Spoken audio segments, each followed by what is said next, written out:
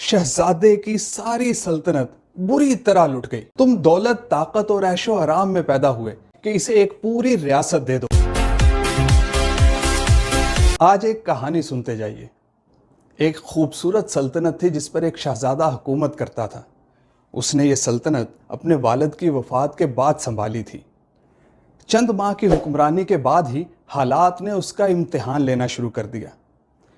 बारिश ना होने की वजह से खुश्क साली ने किसानों को नुकसान पहुंचाया। जंगल में बहुत से जानवर, परिंदे और पौधे मारे गए। एक नामालूम सी बीमारी ने बहुत सी जानें ज़ाया कर दी। हालात कुछ बेहतर होने लगे, लेकिन इससे पहले कि वो मुकम्मल तौर पर ठीक होते, एक दुश्मन मुल्क के बादशाह ने उसकी सल्तनत पर कब्जा कर लिया। बहुत से लोगों को कत्ल कर दिया गया। शहजादे की सारी सल्तनत बुरी तरह लुट गई। शहजादा किसी न किसी तरह अपनी जान बचाकर फरार होने में कामयाब हो गया। फिर उसने अपने दोस्त, जो अब पड़ोसी मुल्क का बादशाह था, उससे मदद हासिल करने का सोचा।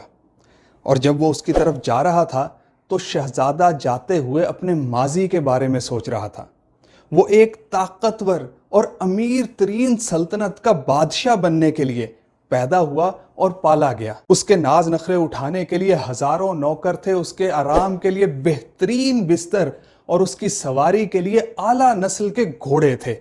लेकिन अब उसने सब कुछ गवा दिया, सब कुछ खो दिया। उसे यकीन होने लगा कि ये सब कुछ उसकी खराब किस्मत की वजह से उसके साथ हुआ, क्योंकि जिन बादशाहों को वो जानता था या वो उसका अपना बाप जो पहले हुक्मरान था, उनके साथ ऐसा कुछ नहीं हुआ था। जब नौजवान शहजादा अपने दोस्त के मुल्क में पहुंचा तो उसकी उजड़ी हुई शक्ल और फटे हुए कपड़े देखकर मुहाफिजों ने उसे महल में दाखिल ना होने दिया।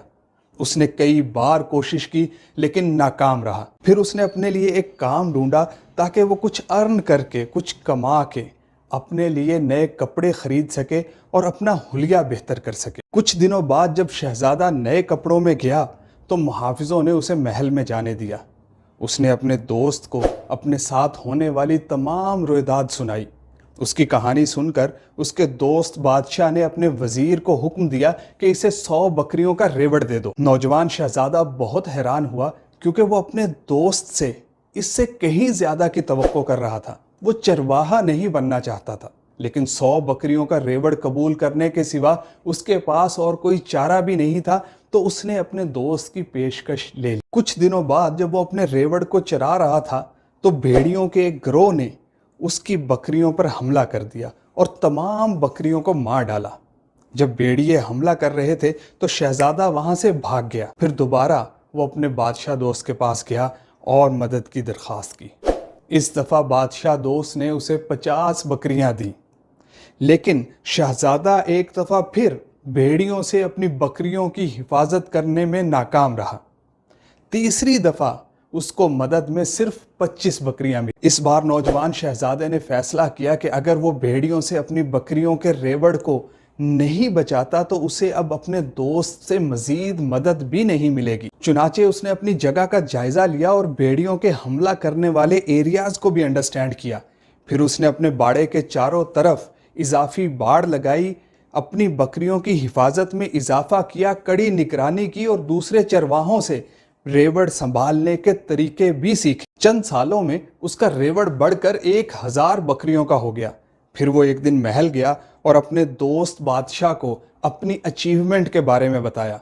उसकी बात सुनकर उसके दोस्त बादशाह ने अपने वजीर को हुक्म दिया कि इसे एक पूरी रियासत दे दो। वो हैरान हुआ। उसने अपने दोस्त से पूछा कि जब मैं पहली बार तुम्हारे पास मदद के लिए आया तो तुमने मुझे हुकूमत करने के लिए सल्तनत क्यों ना दी?